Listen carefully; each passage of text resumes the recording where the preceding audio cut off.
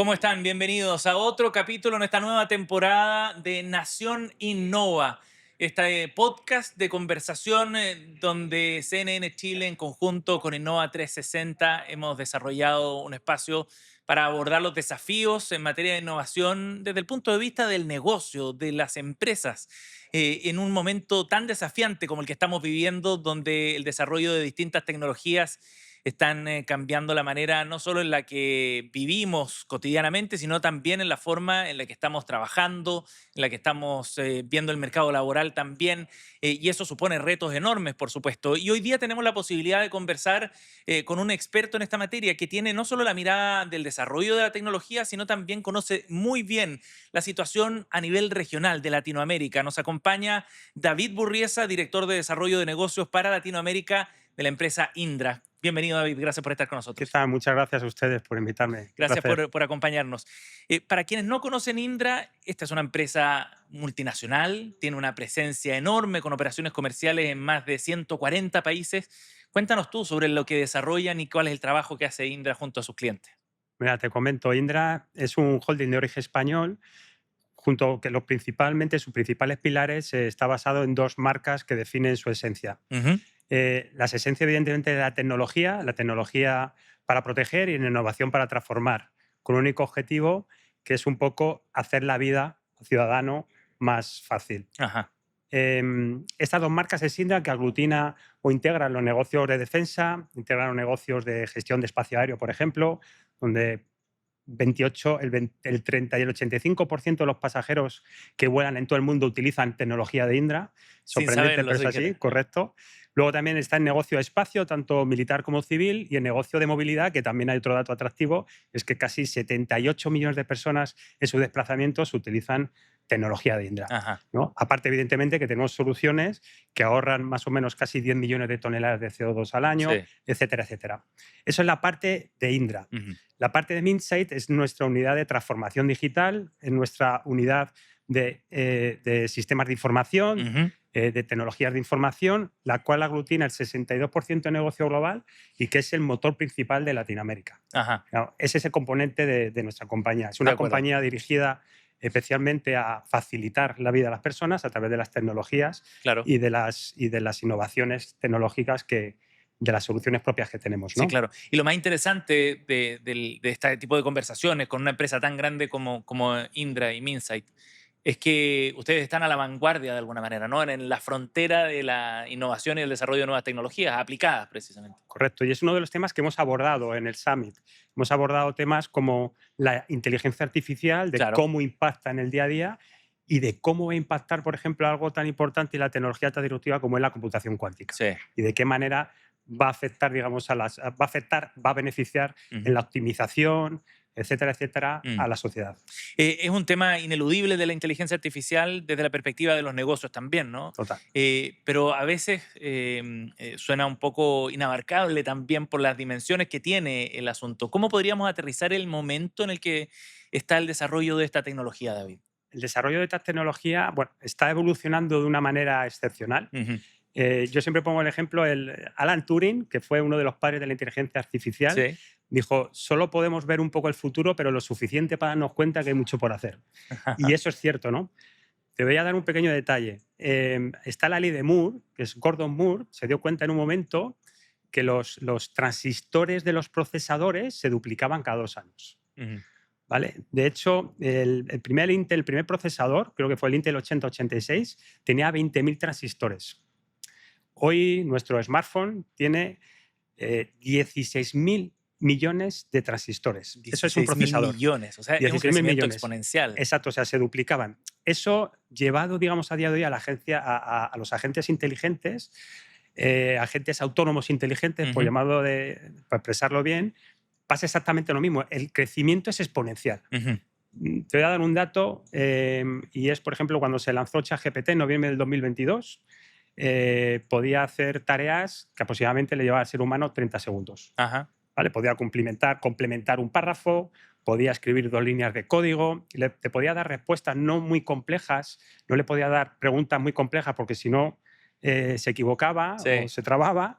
A día de hoy, un agente autónomo puede hacer tareas que a un ser humano le lleva una hora hacerlas. Ujú. Ya puede leer, redactar, digamos, periódicos, Un redactar libros, reportaje, reportajes, claro. Sí, sí, etcétera, sí. etcétera. Puede incluso hasta redactar, puede incluso hasta escribir códigos de páginas web sencillos, puede Ujú. hacer un plan de marketing, ¿vale? O sea, está creciendo el tiempo de tareas que la IA está empezando a realizar, está creciendo exponencialmente. Te comenté antes que duplicaba cada 2 años, ahora se Sí. está duplicando cada 7 meses. Esto quiere decir que de aquí a 3 años seguramente será las tareas que pueda realizar un agente autónomo conllevará a un ser humano Mm. casi un mes de trabajo. Es impresionante. Pero cuesta dimensionarlo también, Sí, porque el avance es muy rápido, es muy veloz correcto, precisamente. Y hace poco estábamos fascinados con esas primeras tareas que era capaz de hacer ChatGPT hace un par de años nada más. correcto. Y es Sí. una de las cosas que se está analizando. O sea, al fin y al cabo hay una gráfica de análisis de hacia dónde podemos llegar Ujú. y la ley de Moore es la que marcaba esa gráfica, pero con estos últimos acontecimientos y cómo está creciendo exponencialmente, la verdad es que es muy difícil de adivinar hacia dónde podemos llegar. Ahora, la pregunta desde la perspectiva de los negocios, y sea cual sea la industria o el sector en el que se encuentre una empresa, es de qué forma ir adaptándose a una velocidad de cambio tan rápida, a uno que o es un individuo, digamos, ¿no? Como persona, como trabajador, como estudiante, le puede costar a tomar esa adaptación. Me imagino que para un colectivo, una organización grande, eso puede ser todavía más desafiante. Es desafiante y además es una oportunidad, pero hay muchísimos retos Ajá. y es desafiante. Nosotros hablamos siempre de dos retos, que uno es la brecha del talento, que es importantísimo. Ujú, 2 es la calidad del dato, de la data, de la información. ujú. Y 2 es de qué manera integramos un sistema tradicional, la IA en un sistema tradicional, sin corromper la soberanía de la información. Es fundamental. Son tres Eso es temas fundamental. muy importantes. Podemos detenernos en cada uno de esos temas. Hablemos de la brecha de talento en particular, David. Ujú. ¿Qué significa eso y cuál es el principal reto para las empresas en ese sentido? El principal reto de la empresa es realmente empezar a formar personas que puedan abordar esta disrupción Ajá. tan acelerada que se está llevando a cabo. 2, evidentemente, la calidad de la información va por pasar de que tengamos y que nos proveamos de información que realmente es la que tiene que ser y que los sistemas metamos esa información y que realmente al final tenga un resultado que pueda llegar a ser óptimo. Ajá. Eso es fundamental. Ahora, respecto al talento, específicamente, o más bien a las capacidades que tiene que desarrollar un equipo dentro de una empresa, hace algún tiempo atrás lo que estaba muy en boga era la programación. Ujú. Hace algunos 5 años atrás, 6 años atrás, se hablaba de la necesidad de generar más programadores. Pero luego hoy día en el escenario vemos que de la mano de estos agentes de inteligencia artificial esa tarea se ha simplificado también. Entonces, ¿qué talentos crees tú que son los críticos para una empresa al momento de abordar la adopción de inteligencia artificial? Hombre, evidentemente la inteligencia artificial la tienes que aprovechar de la mejor manera posible con la calidad de datos que te he comentado, y en lo que a profesionales se refiere, como bien has dicho, no llamémoslo un problema, pero evidentemente una evidencia de que la inteligencia artificial empieza a codificar por sí misma. Ujú.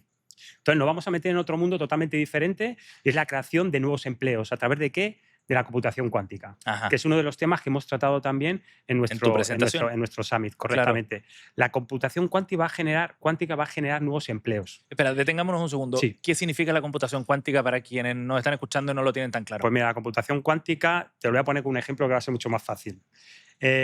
Un ordenador cuántico puede procesar en 1 hora lo mismo que un ordenador ordinario puede procesar en 40 años. 40 años. 40 años, correcto. Esa es O la sea, proporción. es una proporción excepcional. De hecho, a día de hoy hay empresas, Ajá. hay una empresa, una startup en América se creó en el año 2020, que es capaz de hacer medicamentos, de procesar, desarrollar medicamentos que antes se tardaban 4 años en hacerlo en 4 meses. A un Increíble. precio que antes costaba millones de dólares Claro. a cientos de miles de dólares. O sea, la computación cuántica es una dimensión totalmente diferente. La capacidad de computación cuántica de procesamiento se multiplica de manera exponencial. Ajá. De tal manera que eso va a generar, evidentemente, va a ser una materia. Se está previendo que para el 2030 sea una nueva disciplina académica, que se empiecen a generar empleos nuevos, como pueden ser desarrolladores de algoritmos cuánticos, como pueden ser ingenieros de ciberseguridad postcuántica. Ajá.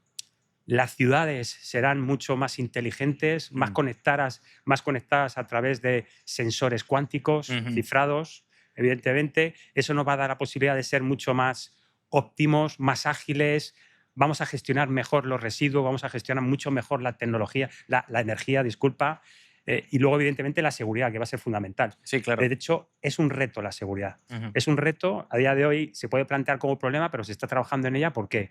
Porque cualquier ordenador cuántico puede vulnerar la criptografía existente actual. Y Claro. por eso nos tenemos que preparar para cómo abordar la seguridad de todo este entramado, ¿no? David, entonces, por lo que veo, es la combinación entre inteligencia artificial, que es parte de lo que tú planteaste en tu exposición, la combinación de la inteligencia artificial más la computación cuántica, lo que abre un escenario que es amplio, Es muy amplio. Estamos hablando, si antes te estaba comentando la ley de Moore, que el crecimiento era exponencial en cuanto a las tareas autónomas que podía llevar a cabo una inteligencia artificial, imagínate ese mismo planteamiento en un ordenador cuántico. claro, y uno pierde completamente la noción de lo que puede significar eso. Ahora, mencionabas como uno de los principales retos la brecha de talento, ¿cierto? Correcto. Luego también mencionabas la calidad de información. ¿Por qué es tan relevante ese punto para poder aprovechar la inteligencia artificial en particular? Es fundamental la base de datos de venga, de donde tengas toda esa información para que realmente la inteligencia artificial pueda abordar los problemas, las preguntas, los análisis que Ujú. os tenga que abordar con ciertas garantías. O sea, por eso una de las cosas que nosotros en nuestros proyectos nos fijamos mucho y prestamos especial atención es que la información de la cual estamos proveyendo a nuestros procesadores, a nuestras inteligencias artificiales, sea la más correcta, Ajá. para que realmente el resultado pues, sea el que está esperando. De acuerdo. Y eso plantea, me imagino, un desafío entonces para la misma empresa, ¿no? O sea, la disponibilidad, una cosa es tener la información, otra es de qué calidad es esa Correcto. información, cómo la dispones, cómo las organizas también para poder aprovecharla y alimentar la inteligencia artificial. ¿Entiendo Exacto, bien? exacto. Es así porque al final hay un problema y es que la inteligencia artificial no es el fin, es Ujú. el medio, que es importantísimo. Qué buen punto. Exacto, porque evidentemente puedes tener, hay muchas empresas que hablan de soluciones disruptivas, de inteligencia artificial, pero la realidad es que hay que saber manejar la información y el manejo de la propia inteligencia artificial para sacarle realmente el rendimiento que se le está esperando. Claro. Y puede ser muy frustrante quizás tener una herramienta basada en la tecnología de la inteligencia artificial y no tener necesariamente la información para poder sacarle el máximo provecho también. Correcto, correcto. Y de hecho, en nuestra compañía tenemos muchos de nuestros clientes que se apoyan en nosotros para poder generar ese ecosistema. Que Ajá. ahora montemos un COE alrededor de las necesidades que pueda tener la compañía para realmente que el resultado que pueda obtener de la inteligencia artificial sea el esperado. Sí. Y ahí en ese sentido, ¿cómo crees tú que las empresas deben abordar la adopción de inteligencia artificial? Porque dependiendo, por supuesto, del sector o del tamaño, a veces quizás hay muchas expectativas y tú crees que la inteligencia artificial te puede ayudar a resolver X problema y quizás tú deberías enfocarlo al problema Z, ¿no? Correcto. ¿Cómo crees tú que las empresas deben abordar ese reto? Evidentemente se tienen que apoyar una compañía que tenga una experiencia como puede ser la nuestra, y no es por hacer spoiler, pero evidentemente Indra, Indra Group, de la mano de Indra y tanto de Minsight, pues tiene todo el expertise Pero y claro, toda la experiencia que tiene a nivel global, la visión estratégica global. Por lo tanto, es rodearse de una empresa que realmente pueda manejar esas situaciones, que tenga la calidad del dato que te estaba comentando con anterioridad y que la pueda manejar y que la pueda incorporar en función de las necesidades y del dato que quiera extraer esa información, esa sí. compañía. Ajá. Hablábamos de tres retos, David, nos quedaba pendiente el Sí, tercero, porque el primero era la brecha de talento, el segundo, la calidad de la información, y el tercero tenía que ver con la corrupción precisamente exacto. de esa O sea, información, ¿no? De esa data. exacto, es integrar la inteligencia artificial en un sistema tradicional sin corromper la información. Ujú. Porque al fin y al cabo le puedes integrar, hacer un sistema tradicional, puede llegar a corromper y que esa información no sea la que estás esperando. Por lo Claro. tanto, eso es fundamental. David, en ese sentido, en una perspectiva más amplia, tú has planteado que la innovación ya no es solo una ventaja competitiva para una empresa, sino que definitivamente se define como un asunto de supervivencia. Es decir, ¿Qué significa eso desde la perspectiva del negocio o de los negocios? pues al final, en todos los negocios y las compañías, consideramos, y yo el primero, ¿no? Cuando íbamos a ver al cliente, de que hablamos de que, bueno, que la inteligencia artificial, que era una ventaja competitiva, que podíamos eficientar procesos, y es cierto, y es así. Pero a día de hoy se ha convertido en una necesidad de supervivencia. O Ujú, sea, ya no puedes no hablar de inteligencia artificial. ujú. Tienes que hablar de inteligencia artificial y además que sea un valor añadido, no solo en tu compañía, sino lo que prestas a tus clientes. Por lo tanto, consideramos, o sea, la frase viene, y gracias por recordármela, viene que ni al dedo porque es fundamental, es una necesidad de supervivencia. Hoy en día la empresa que no tenga inteligencia artificial va a ser muy difícil que Ujú. superviva. sobreviva. Ajá.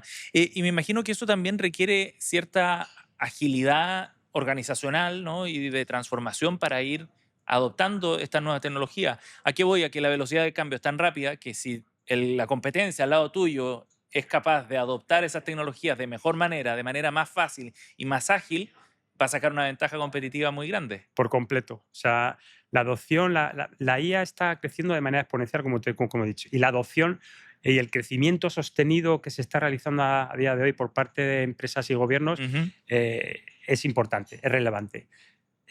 La rapidez o la aceleración de la adopción de la IA es fundamental para la generación de nuevos negocios y de nuevo posicionamiento de las compañías en el mercado. Por supuesto.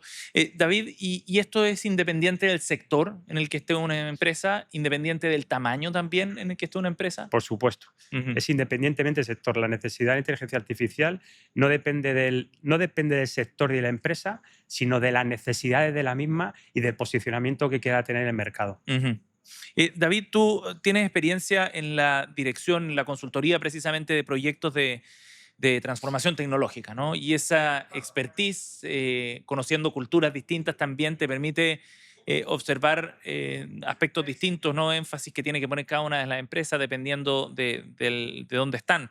¿De qué forma crees tú que estas soluciones disruptivas se van adaptando a la realidad de cada uno de los países? Porque los estadios de desarrollo tecnológico me imagino que también son distintos.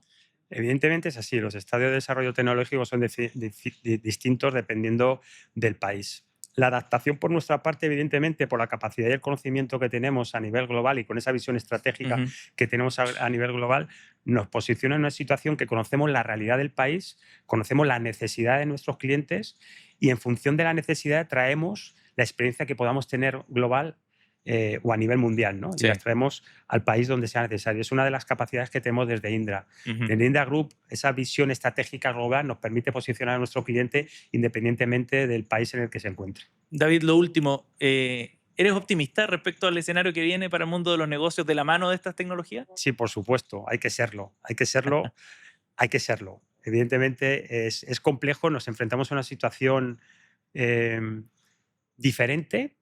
Yo siempre lo digo, ¿qué pasaría si mi abuela levantara la cabeza y dirá en qué nos estamos metiendo, en qué estamos, o sea, cómo hemos evolucionado?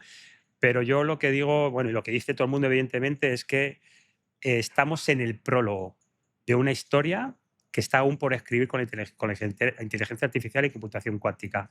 Queda mucho camino todavía por recorrer y lo que nos podemos encontrar de aquí a los próximos 5 años va a ser un cambio muy drástico, muy importante. David, muchas gracias por habernos acompañado en este capítulo. Muy amable, gracias. Y a ustedes los dejamos invitados al próximo capítulo de Nación Innova, este podcast de Innova 360 y CNN Chile.